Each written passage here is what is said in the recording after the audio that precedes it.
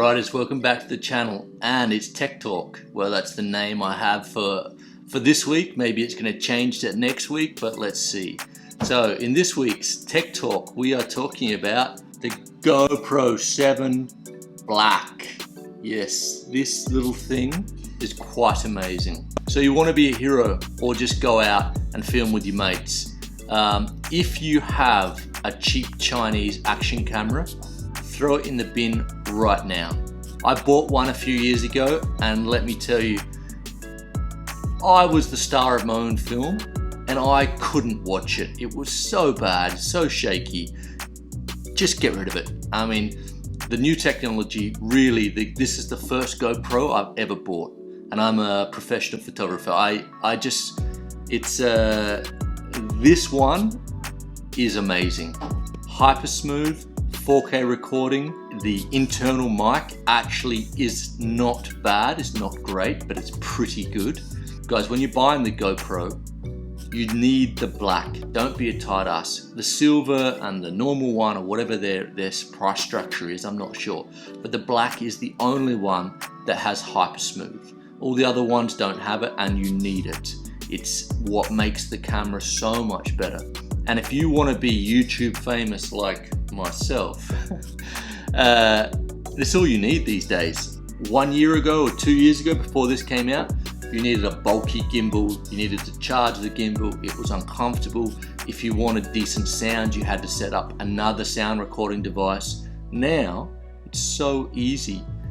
All you need is this. I mean, the sound is not the greatest, but it's not bad. And everything you see in my channel, 95% of it is shot on this, or what you're seeing right now is my Sony a7 III, which is pretty amazing as well.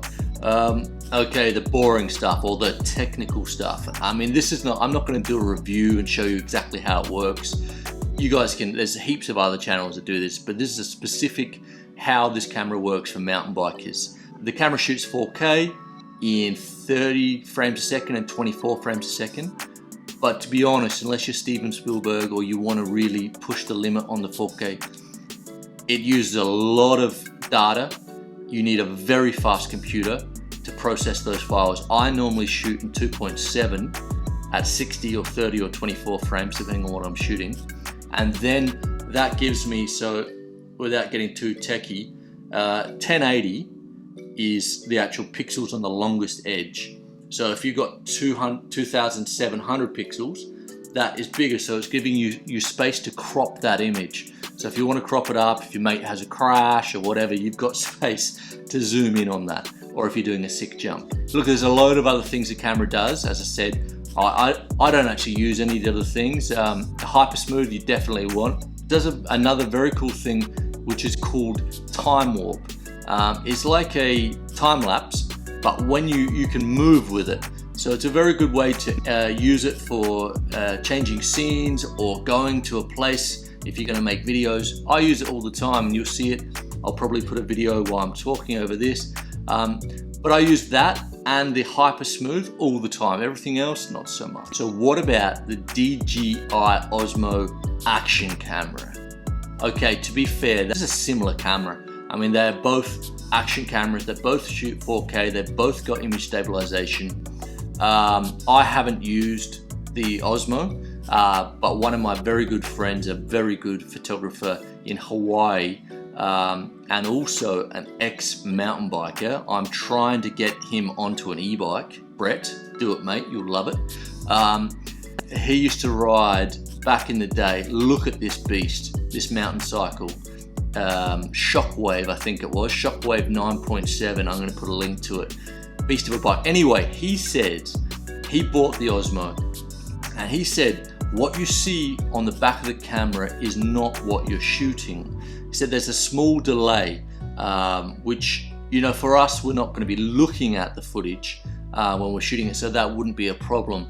But he also said that the menu can be quite cumbersome when you're in a rush. I find the menu system in the GoPro really good, really easy to navigate. It has the voice activation, it has the auto start, which just means the camera can be off, you press the power button and it starts recording within a second, and it gives you, I think, 3 beeps to start and 5 beeps to finish.